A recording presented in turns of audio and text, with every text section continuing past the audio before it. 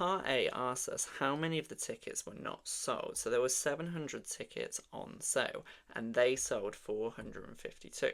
So in order to work out the number that weren't sold, we're going to do 700 and then we're going to subtract the ones that were sold, so minus 452. When we do this, we do then need to borrow. So 0 minus 2, we need to borrow for that.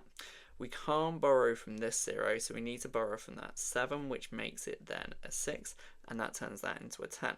We're then going to borrow from that, which changes that to a 9 and a 1. Now we can do 10 minus 2, which gives you 8. 9 subtracts 5, which can be done, so 9 subtracts 5 gives you 4, and then 6 subtracts 4 gives you 2. So 248 tickets were not sold for this game. This question asks us to work out an estimate for the total amount of money paid for these tickets, and we need to show our working.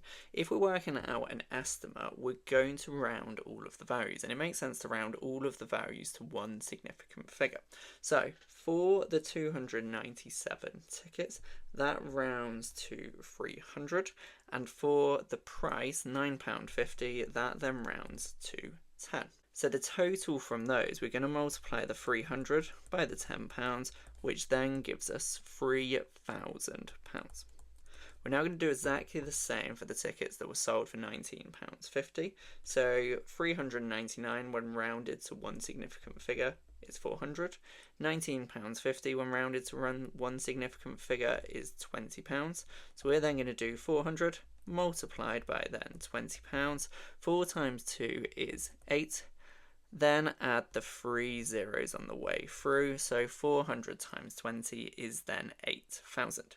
We need to add both of these together, and when you add 3,000 and 8,000 together, that then gives us £11,000. So our estimate for this is £11,000. Part C of this question then asks if our answer to part B is an under or an over estimate. We work this out by looking at which way we rounded the values, and when we look at all of the values that we rounded, we notice that all of the values were rounded up. Therefore, we multiplied numbers that were larger than they actually were. Therefore, our answer is going to be an overestimate because all of our values were rounded up.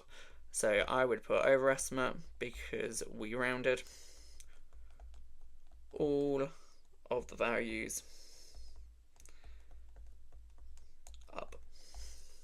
This means that the true value